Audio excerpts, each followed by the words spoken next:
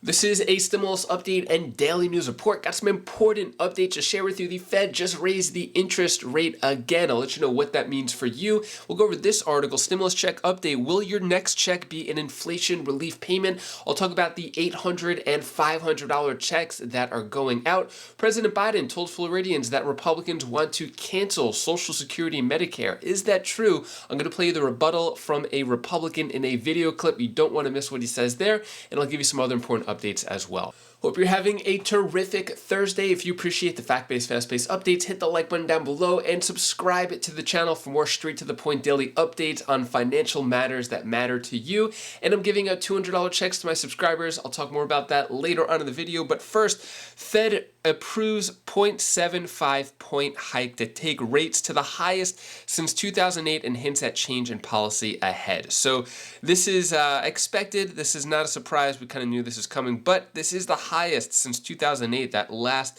recession that we had. The Federal Reserve, in a well-telegraphed move, raised its short-term borrowing rate to 0.75 percentage point to a target range of 3.75% to 4%, the highest level since January of 2008. The central bank's new statement hinted at a potential change in how it will approach monetary policy to bring down inflation. However, stocks fell as Fed Chair Jerome Powell dismissed the idea that the Fed may be pausing soon, though he said he expects a discussion at the next meeting or two about slowing the pace of tightening. So what does this mean for you? So if you have stocks, looks like they went down a lot yesterday, but in terms of borrowing, everything's just going to get more expensive borrowing, which in turn will probably make things a little bit more expensive. People aren't going to be buying as much, and then maybe eventually prices will go down. At least that's their hope. Keep you updated on that. Stimulus check update. Will your next check be an inflation relief payment? So a new poll shows the majority of Americans support an inflation relief check. The government might be prompted to act by high prices and widespread concern, and control of Congress after the November 8th election will largely impact the faith of inflation relief payments. So I would say maybe a month or two leading up to this midterm election, there's been almost no legislation passed, no big legislation pushed, unless there was a political agenda behind it with either the Democrats or the Republicans. So we're not going to see anything before the midterm election, which is just less than a week away. But depending on who controls Congress, whether the Democrats or the Republicans, if it's the Democrats, we could see some more inflation relief checks or some type of stimulus provisions. If it's the Republicans, we won't see that at all. So in terms of answering this question, could there be an inflation relief payment? It really depends on the midterm elections.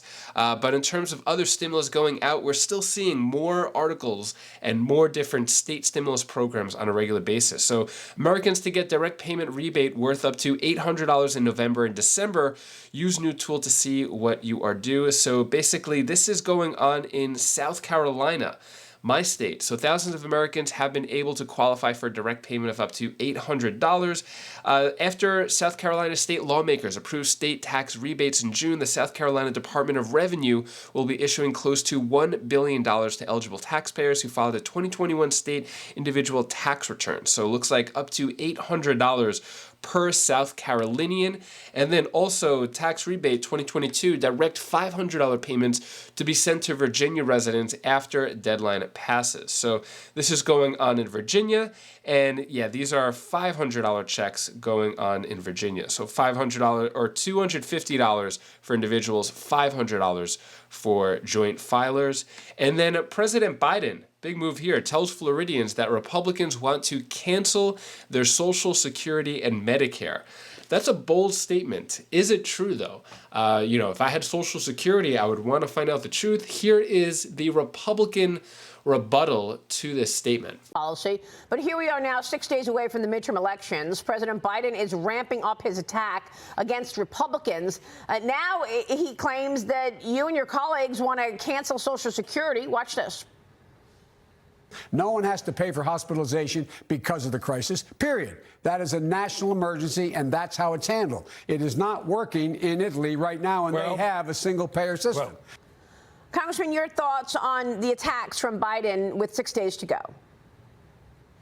Maria, it's a new low if they could even set a new standard. I mean, it's completely the gaslighting of fear-mongering that they've somehow tried to impose on Republicans.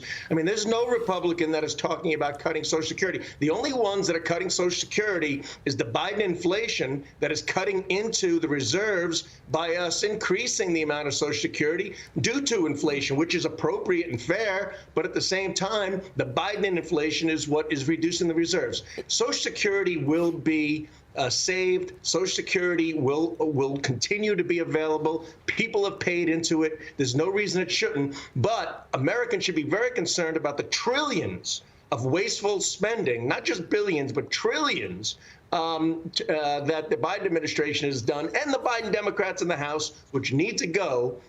Because that has put all of our economy and our reserves for Social Security on tilt. But it will continue to be maintained. What are your thoughts on that? Things are heating up with the midterm elections coming. A lot of things are said. I really wish there was some way to fact check everything so we know exactly what's true, what's not. But it's really hard to tell what's going on. Anyways, when it comes to the White House and what the White House plans on doing for the midterm elections and to try to get your vote, here's what they're talking about. Okay, fine, but what are Americans being asked to vote for? And will a vote for Democrats in these midterms be a vote for Biden or a vote in spite of Biden? Who better to ask than Joe Biden's closest aide, White House Chief of Staff Ron Klain? Ron Klain, thanks so much for coming back on the show. Appreciate it. For much of this year, despite getting a lot done, probably more than most presidents of the modern era, Joe Biden has had approval ratings much lower than most presidents of the modern era. Some polls suggest he's the most unpopular president ever at this moment in his presidency, or second most unpopular to Trump. Why do you think that is? Why is he so unpopular? Well, Mehdi, I guess I see different polls. Basically, I think the president's popularity is very similar to what President Reagan's was at this phase, President Obama, President Clinton. I think the American people have a very tough bar for what they want to see their president do. And I think we have done a great deal. Very proud of the president's record in terms of creating 10 million jobs, administering almost 700 million COVID shots, getting the country back on track on climate change, doing student loan debt relief, a number of other things. But clearly, we still have a problem with prices, inflation, that's squeezing folks. The general cost of living squeeze has been with us for a long time in the country for working and middle class people. I think President Biden's put forward the strongest agenda to address that. We're making progress, but certainly it's still not yet a mission accomplished. And just sticking with the whole messaging, why is it not getting through? You mentioned the economy. You've got the Dow posting its best results since, I think, 1976. You've got the lowest unemployment on record. Gas prices finally coming down. And yet every poll shows Republicans in the lead on the economy. Republicans more trusted on the economy. Why? Why is your message just not getting through? Well, Mehdi, again, I think that voters aren't satisfied with the state of the economy, and I understand that. Again, prices are very high. People are feeling it when they buy groceries and buy the things they need to get by. And we inherited an economy that was in very, very weak shape. We've made a lot of progress, but there's still more work to do. Look, I think the contrast here, though, is not so much kind of where we are on the process back, but really the two directions that the two different parties in Congress want to take us. President Biden's passed a bill to bring down inflation by controlling prescription drug costs, by raising prices, by raising taxes on big corporations, by reducing the cost of energy efficient things. And the Republicans say that if they win this election, they will repeal all that. So I think, look, I think that is the contrast. That is the difference that's before the country this November. There's no doubt on that. The Republicans have no plan on inflation. I think we can agree on that. Let's talk about, given that you talk about inflation. Let's talk about interest rates. Given that everyone from the IMF to the United Nations to the president of the Chicago Fed to the head of the Senate Banking Committee, Sherrod Brown, they're all worried that Jerome Powell, a Trump appointee who your administration kept in place, that he's hiking rates too fast, too further. Do you regret keeping Jerome Powell in place? Are you worried about the impact of further rate hikes on your great jobs record? He's going to destroy that jobs record if rate hikes continue, according to a plethora of experts. Well, look, I think the president made the right choice in renominating Chairman Powell. We don't comment on monetary policy at the White House. We do our jobs. We let the Fed do its jobs. What the president's done, though, is continuing to work to create those jobs. And look, it's not just the 10 million jobs he's already created, which is a new record, not just bringing the unemployment rate down, but it's long-term things like the infrastructure bill, like the CHIPS bill, that are creating hundreds of thousands of new jobs. And that's what we're going to continue and we to press mentioned forward. those. We mentioned those in the introduction. I'm just wondering, you don't have a position on whether interest rate hikes destroy jobs in America. The president just washing his hand of that because we don't comment on monetary policy?